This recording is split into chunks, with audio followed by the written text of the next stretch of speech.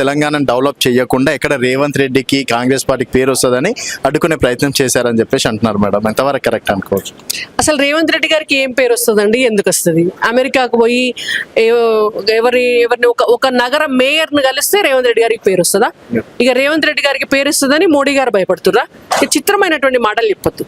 ఇవాళ పోయి ఆడ ఎవరైతే భారతదేశానికి వ్యతిరేకమైనటువంటి భావజాలంతో ఉంటారో, ఎవరు పాకిస్తాన్ ప్రేమికులు ఉంటారో వాళ్ళని దొంగచాటుగా కలిసి అక్కడి నుంచి భారతదేశాన్ని నష్టపరిచేటటువంటి మాటలు మాట్లాడేటటువంటి వాళ్ళతో దోస్తానా చేసి 4 పైసలు తెచ్చుకునేటందుకు వీళ్ళు ఉపాయం చేస్తున్నారు.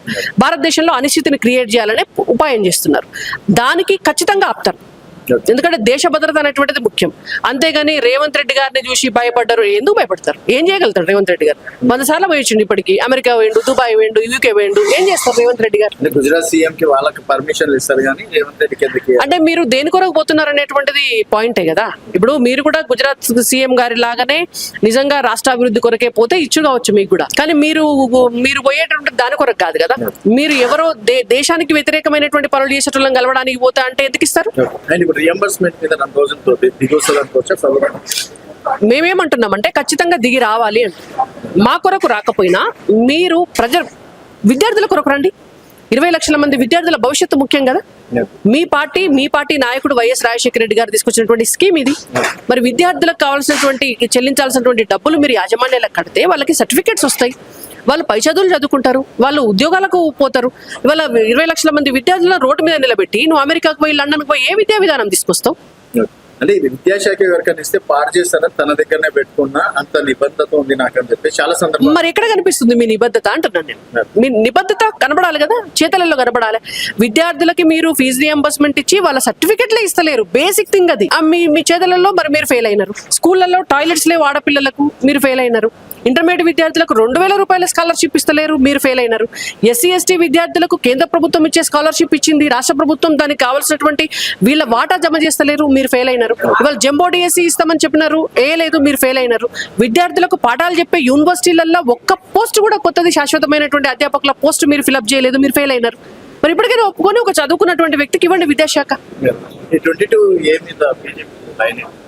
22A నిషేధిత జాబితాలోకి చేర్చి కొన్ని భూములను తద్వారా డబ్బులు దండుకోవాలనేటువంటి ఉద్దేశం. ఇవాళ నిషేధిత జాబితాలోకి వెళ్ళగానే ప్రజలు పానిక్ అవుతారు, ప్రజలకు టెన్షన్ వచ్చేస్తుంది. అమ్మో నా భూమి ఎక్కడ పోతుందో అనేటువంటి భయం ఉంటుంది.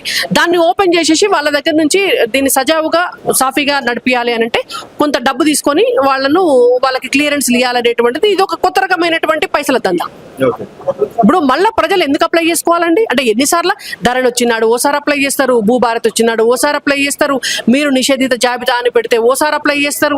అంటే వాళ్ళు కష్టపడి కొనుక్కొని సంపాదించుకున్నటువంటి భూములకు జాగాల మీద కూడా వాళ్ళకి పట్టు ఉండదా? వాళ్ళకి అధికారం ఉండద్దా? సో మరి ఇప్పుడు గతంలో బీఆర్ఎస్ చేసింది, ఇప్పుడు కాంగ్రెస్ అదే తప్పులు చేస్తుంది. నెక్స్ట్ బీజేపీ అధికారంలోకి వచ్చే ఛాయిస్ ఉందనుకోవచ్చు. అంటే 2 ప్రభుత్వాలను చూసి ఖచ్చితంగా మేము ప్రజలను అదే అడుగుతున్నాం. మీరు బీజేపీకి ఇచ్చారు అవకాశం, కాంగ్రెస్ కి ఇచ్చారు అవకాశం, బీఆర్ఎస్ కి ఇచ్చినారు అవకాశం, కాంగ్రెస్ కి ఇచ్చినారు అవకాశం, భారతీయ జనతా పార్టీకి ఇవ్వండి ఒకసారి, ఇవ్వండి అని అడుగుతారు.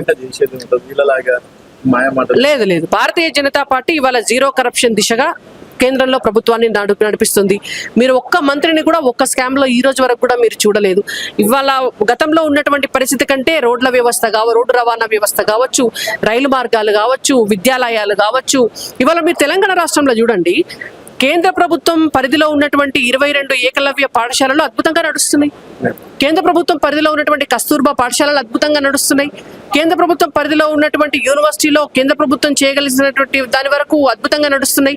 కేంద్రం వేసినటువంటి 1,00,000 కోట్ల రూపాయలతో వేసినటువంటి నేషనల్ హైవేస్ ఇవాళ అద్భుతంగా ఇక్కడ నడిచేటువంటి పరిస్థితి వేసింది. నేషనల్ హైవేస్ పడ్డాయి మనకు. కేంద్ర ప్రభుత్వం డబ్బులతోటి నడుస్తున్నటువంటి పామాయిల్ తోటల పెంపకం అద్భుతంగా నడుస్తుంది. ఇక్కడ కేంద్ర ప్రభుత్వం ఇస్తున్నటువంటి రైతు కిసాన్ సమ్మాన్ నిధి డబ్బులు టైంకి పడుతున్నాయి. కేంద్ర ప్రభుత్వం ఇస్తున్నటువంటి ముద్రా లోన్స్ ఇస్తున్నారు. కేంద్ర ప్రభుత్వం పెట్టినటువంటి ప్రతి చెట్టు ఇవాళ నడుస్తుంది. ప్రతి శ్మశాన వాటిక మనం ఊళ్ళో చూస్తున్నాం, రైతు వేదికలు కూడా చూస్తున్నాం. అంటే కేంద్ర ప్రభుత్వం ఇస్తున్న రేషన్ బియ్యం కూడా మనం చూస్తున్నాం. కాబట్టి కేంద్ర ప్రభుత్వం భారతీయ జనతా పార్టీ అధికారంలో ఉంటే ఎట్లా ఉంటది అనేటువంటిది ప్రజలు కేంద్రంలో చూస్తున్నారు. ఈ రాష్ట్రంలో కూడా మేము అధికారంలోకి వస్తే ఈ రాష్ట్రం కూడా ఇంకా అభివృద్ధి చెందుతుంది అనేటువంటి మాట మేము ప్రజలకు ఇస్తున్నాం.